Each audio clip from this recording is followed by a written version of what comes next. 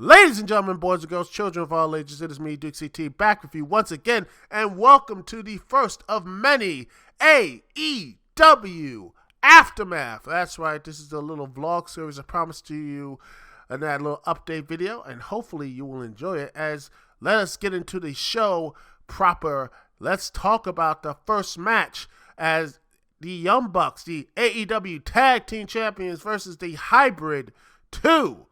Oh, man, this, ladies and gentlemen, this was a very high-flying match. And let me tell you something. Both teams are very athletic. Both teams are have good chemistry. But I honestly think, I look at this match and I'm like, some of the big moves ahead, I'm like, those could have been finishes.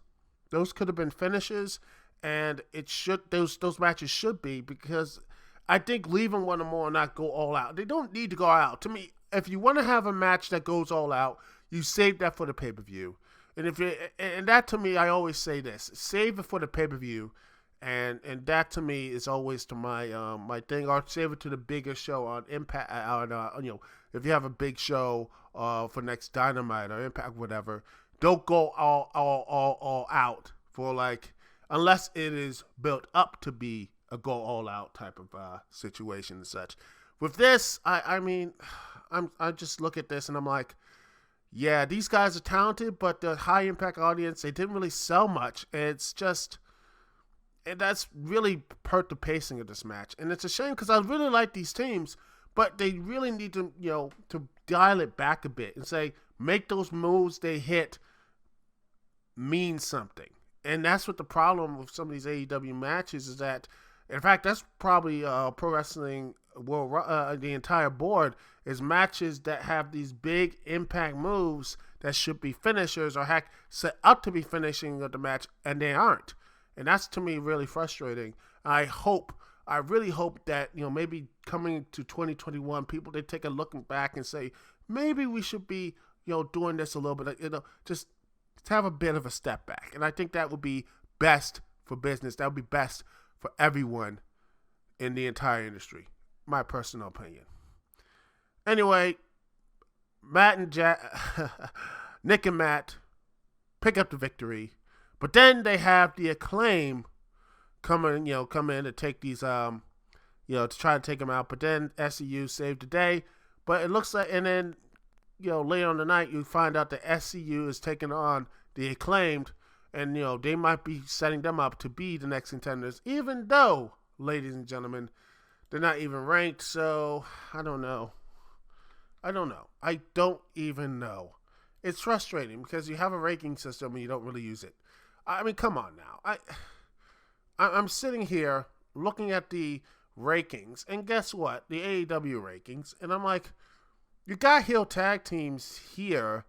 You have the Dark Order. Why not use them? Evil Uno and Stu Grayson. Come on. I mean, those are the main. If you want to have FTR take a back seat, then, that should be, they should, like, say, hopefully, because they look like they are. I wish someone else could start building themselves up in that situation. Build themselves up to take down the Young Bucks, because I don't like the fact that Matt Jackson is working through an injury. I think the best thing they could do is drop the belts, is hopefully next year. I know it would be like, oh, it's a terrible short one, but I'm like, look, I'd rather have them have a short run here and have a chance to get it back later next year than to have them have, oh crap, Matt Jackson's going to be out even longer, so you have a less chance of seeing the Young Bucks perform. But that's just my personal thing. I could be wrong, but I think people would like to see, hey, one of the teams on the AEW rankings, best friends, Jurassic Express, heck, the Dark Order could win the titles. So if they want a babyface team, the Natural Nightmares, they just won a big bunkhouse match, so why not have those guys do it? That's just me. That's just my opinion. Anyway, it was a decent match. Anyway, it's time to get into Sting! And you know what? I love it. Sting with his entrance, which is amazing. And I can't wait to see that in a lot, like, arenas and such, which hopefully, when they come back to DC, if Tony Khan's listening to this, I doubt that. But if they go to DC, I hopefully Sting's be there, and hopefully I can attend. Gosh, I really miss going to wrestling shows. I just miss going to theaters or restaurants, man. It's depressing. Anyway, but you know what? It's nice having seen Sting once again and kid him around the mic. And I like the fact that Sting gave Savani a hug. That's nice. And, he said, oh, come on, say his name one more time. It says Sting. And yet, here it is. Did that and it was great. But yet, Sting came down and said, Cody says he's been waiting a long time to share a ring with Sting. But the Icon said, he's not here for him. He's pointing at Darby Allin. So, wow. It's interesting. Sting versus Darby Allin, TNT Championship. If he could get past, funny enough, before that, he had a promo saying he wants to take on Brian Cage. Will Darby Allin survive the wrath of Cage? And could Cage might be, can Sting beat Cage or whatever? If that's the future they're here at AEW, who knows? That sort of thing. And by the way, I love Taz. Taz's promo here saying, talking about putting up his guys, and also Ricky Starks, which, if you haven't listened, if you're surprised Ricky Starks is that good, look, just go back into NWA and watch his promos, and you won't be surprised because he had it there, and with him in AEW, he's just that good, and just building up Team Taz, and hopefully, I'm looking at Ricky Starks, and I'm like, this person should not just be TNT champion. I don't know. I know Kenny Omega is, but I honestly think someone like Ricky Starks should be a world champion if they could, there's money in that. I mean, Ricky Starks seems to be really good, and they're really building him up. Him and Cage. So they're already in the rankings, so who knows? Who knows? Anyway, we have FTR taking on the Varsity Blondes, and you know what? Let me tell you something. Brian Pillman Jr. and Grief Garrison. You know what? I'm not going to give any grief to Garrison tonight. This actually was good. This was actually a really good match, and both teams had surprisingly good chemistry. And the Varsity Blondes, there were some spots I thought they were going to win, but at the end of the day, well, no one can stop the fear, the revival, baby. That's what he else says. Yep, there it is. Because this team looks like they're going to be ready to get their tag team championships back. And, well, they had an interview segment later on saying, you had, Cash really said it was his fault, but they all said, you know what, you can't take the responsibility. Totally like, no, you can't take all responsibility. It's our team. Look, I wasn't there. Next time I will be there, and we will get back to AEW championships. And I like the fact they all had they had a little bit of fire and personality in there and stuff. I liked it. I would say where is this in WWE, but WWE doesn't really do well with doesn't treat this talent or put them in positive places and such. I don't know, but that's just my personal opinion. Anyway, you have Dustin Rhodes taking on 10, which it was actually really good match, a good passable match, and it still amazes to me that Dustin Rhodes is just as good, if not even heck, the past 2 years in AEW, he has proved this man just. I mean, wow. This man knows what he's doing. And I'm like, this man, look at this, why wasn't he having this stuff in WWE and such? I'm like, it's not really a surprise that WWE doesn't know what to do with their talent, but I mean, he has this new fire, and I love that. And then afterwards, you have Evil Uno try to get him we'll try to recruit him into the Dark Order, saying he could be 7. And if you're in the know, Dustin has a really bad history with that number. And so he slapped the dude in the face and said, "Oh, don't worry, you will be begging him to join soon." I don't know what that entails, but it looks like they might be starting something with the Dark Order again. And since with the Nightmare family, it's really interesting because they start building their stuff, their people up.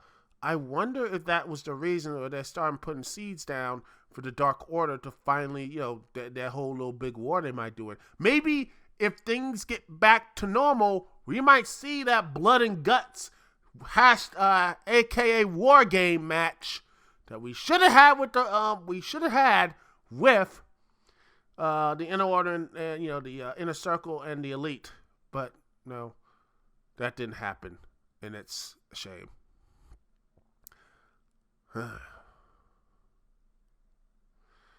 Anyway, think of the Inner Circle. We have this says the ultimatum. Chris Jericho says if they cannot work together, they're gonna break up the good. MJF is like he's trying to get all this type of stuff, but then Sammy Guevara, these two got beef, and it looks like Ortiz tried to calm down. Says MJF and Wardlow are great assets, but not good people. He told Guevara to shake his hand. He said Guevara needed to be the better man because he is better MJF, which is that's like they really are trying to do the. This is gonna be great when when this thing falls apart. Sammy's gonna be cheered like a madman. But he says this: that Guevara agreed to shake his hand and warned him and Jericho that if one more bad thing happens, he says he will quit the Inner Circle. So yeah, there's that threat too. And by the way, Jake Hager and Wardlow had a thing. And by the way, just have them be a tag team and kill everybody. In fact, why not have them just win multiple matches as a tag team, and then and they have both win the tag belts and then kill off the Young Bucks. There you go, boom, done. There, I just solved the issue. Wardlow and Jake Hager just killing dudes, just having them win the tag titles. Done. Yes. Then we have this. The 6-man tag, which turned to a 5-on-2, 3-on-2 match as the Lucha Brothers lost Antra versus Eddie Kingston and Butcher the Blade. But the Butcher took down Pentagon, and then boom, he took him down, and then Ray Phoenix kept doing his things, but in the end, he's got just kidding. Takedown. But then, guess what? Boom! Archer came in, was a house of fire, started destroying everyone. But then, Ray Phoenix tagged in, tried to do something, but in the end,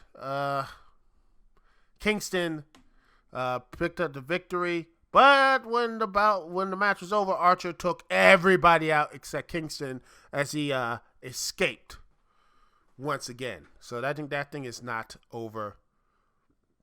Not over yet, but I only have one question. Where was Pac? Maybe he was taken out early. Who knows? And then we get to Abaddon in action. I liked Abaddon being in action here. I really like it. But before I get into that, I almost forgot about that Shaq interview. Basically saying that he, was talking a little bit, talking, mess with, the other AEW stars and such. Like I was just teaching, saying I don't, just want to be here, but I'm still a fan. I love it. And you had like Brandy Rhodes here with her arm in a sling, and she's like, and then it's like, thank you very much, interview, she leaves, and it's like, oh, by the way, I like the thing here, Shaq's one was saying, oh, well, maybe Jay can teach you a couple lessons and such. And Brandy said, okay, and yet she picks up the glass of water and tosses it right there, just right in Shaq's face. That's not the worst thing that happened to Shaq on a set of television. I guarantee you that. But it looks like they're going to do something with Jade and Brandy Rhodes, which looks to be interesting. Hopefully something interesting. Then, next up, you had Abaddon. And, this was a squash match. And this was pretty much, Tessa tried. Tessa Price, the latest victim by Abaddon. Bam! Just did nothing. And, she just got beat down. Abaddon wins. And then, she kept just beating Tessa Price down until until Sheeta came out with a kendo stick. She looked a little scared, but then she eventually came out and just hit Abaddon over the head. Like it was over, but yet there she is. Abaddon sat up like the she rose from her grave and looked and stared down Sheeta as she took Price out of the ring and just ran out. But yeah, this was really, I liked her look. I know people that have like, oh, she's not, it looks dumb. No, I think her look looks very interesting, and it looks like she, and I hope that she's recovered from her that incident she had like a couple weeks ago, and her injury and everything. Hopefully she's 100%, and she is 100%. She's creepy as hell. And honestly, I can't wait to see what she and Sheeta could do one more time. Because that was her first match in AEW. She lost to Sheeta in her first match. And then she kept winning and winning. So who knows? Maybe you might be looking at the next AEW Women's Champion. And then we have Kenny Omega speaks as he comes down from the helicopter. And it's pretty much a recap of what the Impact Wrestling stuff is, pretty much what it was. And I like the fact that Savani called it all his years of wrestling that was disgusting. I'm like, really? I mean, all the stuff that happened in wrestling when you were here, that was the most disgusting. I wouldn't rate that in the top 10 most disgusting things in pro wrestling. Like when the babyface does something completely villainous and such. Not even in the top 10. Personally, I think it's the top 10 it's still, honestly, the top 10 still has to be Hogan in the NWO. That should be, always, because, damn it, he betrayed the Hulkamaniacs, brother. But yeah, Kenny Omega continues to, it's basically, it's pretty much, continue the whole stuff from Impact Wrestling. That's what it was. And honestly, that was fine, but I wish they could explain more. I hope they do explain more. And where was Moxley? I'm surprised Moxley didn't show up at all. I hope that he returns. I hope Moxley comes back during those next live episodes of Dynamite. In fact, I'm surprised Moxley didn't show up at Impact. I know it's taped or whatever, but man. I mean, because it just feels like Moxley is that type of dude that if you do something dirty to him, he will rip you apart. He would not care if you're in another country. He will come after you. But I don't know. It just feels weird that the promo was good, but there was no Jon Moxley, which is just weird. And after that, you had. You had Nyla Rose and I think Jade Cargill and such going in trying to take down Red Velvet, but it looks like certain women and the other women in the AEW locker room, Big Swole, Serena Deeb, come and defend her. So yeah, then that sets up for the tag match for next week. So that looks going to be interesting, and hopefully it's going to be good. Hey, more Big Swole, the better. And now we get to our main event. MJF versus Orange Cassidy. And this was really good. And I honestly have to continue to apologize because I honestly didn't think Orange Cassidy would be as popular as he is. I thought, it's not going to work. No one's going to care. But he's gotten his people. He's one of the most popular people on the show. And you know what? I'm still in shock by that. and it's well deserved. The man, worked hard on it, and now he's hoping that it continues his success. As both MJF and Cassidy, good stuff here. Orange, MJF didn't really get fooled by Orange Cassidy's, sloppily, like he's just like, oh, he doesn't care. He didn't get fooled by it, and he, took it down. He almost, he took down his hand because, he just like, that mistake Orange Cassidy had. He was going for the big old punch. Bam, got hit. Hit his hand on like the ring. The steel part of the ring. I think the pole, whatever, and his hands hurting. And MJF really went after it. And my goodness, he really had it. But yet the match was still good. Cassidy still showed that he was very determined. Still had that fight. In fact, hit him with not one, but no. Before that, he had MJF. There was a huge commotion and such on the outside, and then MJF looks like he was going to use Jericho's back, try to pull the Chris Jericho. Orange Cassidy just pulled the Orange Cassidy, put his fingers, his hands on his pocket, dropped down, and and he's like, "What?" The referee sees MJF with the bat, and he's like, "What in the world did you do?" And he did that, like, oh my God, I didn't mean to. And then bam, hit the beach break for a 2 count. Cassidy hit the orange punch not once but twice. Can't get the pin. But then, guess who shows up? Miro. Miro shows up, hits him with a big old lariat, and knocks out Cassidy. And MJF wins and retains the Dynamite Diamond ring. And this is good. And then Miro just goes in and takes out everybody. All the security staff, everyone. And this looks like, you know what? They really are starting to get Miro, that he's getting that fire, getting that shine again. And that looks like to be dangerous for the best friends. Because it looks like because when Miro's on this game, well, no one can take that dude down. So, yeah, it looks like Miro stands tall. MJF retains his diamond ring.